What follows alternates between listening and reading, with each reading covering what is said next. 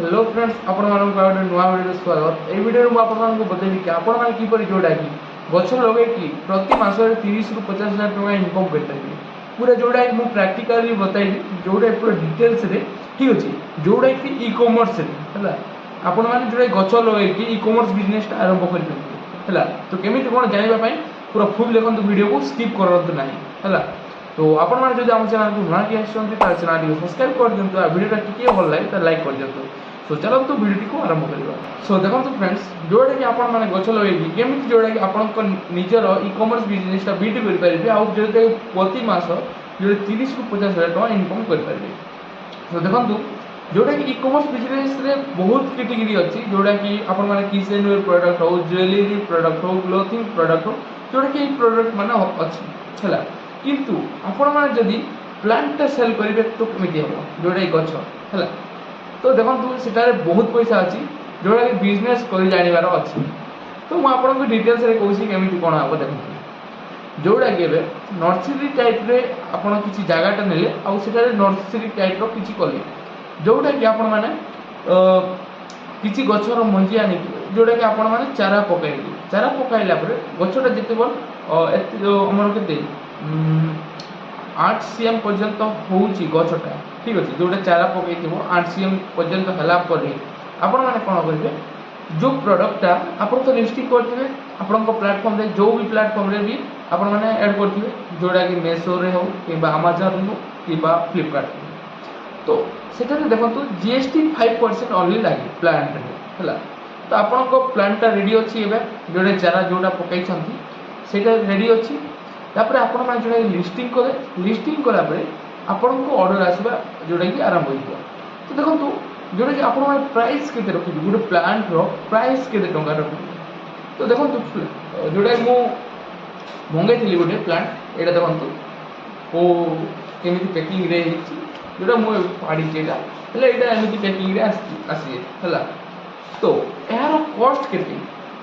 देखो गोटे प्लांट आम जोड़ा चारा पकाऊा ताहले आमको गोटे पैकेट जब 100 टंका पड़ुची सेठारे जोड़ा कि मिनिमम भी 50 ରୁ 60 गछ जोड़ा कि आसब है गछ आसला सेठारे आमको कॉस्ट केते टंका पड़ुची जब 50 ରୁ 60 आसले मिनिमम पर जोड़ा कि केते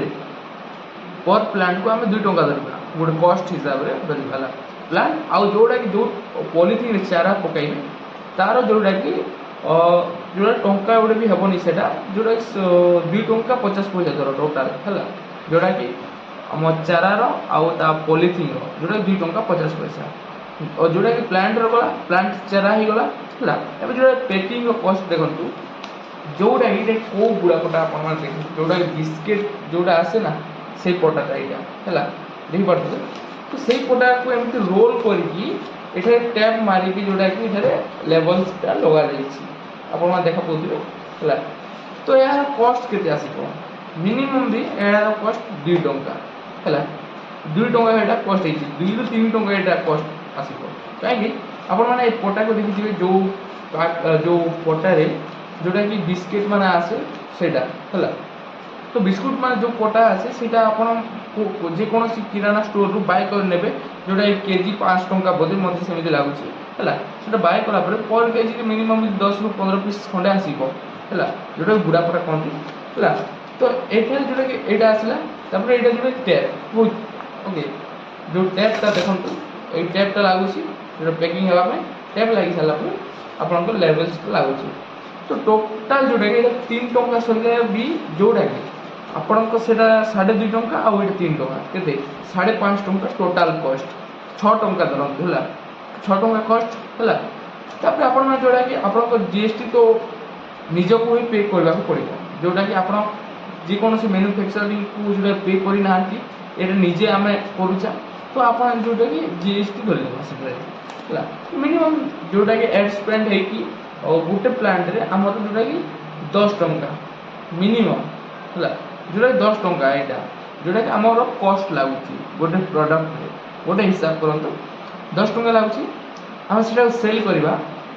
जोटा कि लिस्टिंग कला टाइम आम जोटा तार प्राइस रखा 60 टंका है जब 60 टंका प्राइस रखुचा जोटा कि डेलीवरी चार्ज एड हो जो कोरियर जोटा ये डेलीवरी आसो से तुम पार्सल नब आउ जाइए से कस्टमर पाखक पहुँचाइब तार जोटा कि लगे टोटाल से जोटा कि आप 60 टंका लगाऊँ से 120-130 टंका लिस्टिंग हम प्राइसटा है। तो जड़े कस्टमर जदि यहाँ मंगाइला तो ये बिजनेस प्रॉफिट कहीं हो देखो ये जोटा कि आप गछ बिकी बहुत पैसा कमी पारे ये बिजनेस कौन देखूँ ये जोटा कि नॉन रिटर्न प्रोडक्ट यहाँ जो प्लांट मैंने आम बिकुचा सेटा हूँ नॉन रिटर्न प्लांट है जोटा जेकोसी कस्टमर गोटे थर यहाँ ऑर्डर करदेला और से रिसीव कलापर से आउ रिटर्न कर बुझिले। तो से आपण मैंने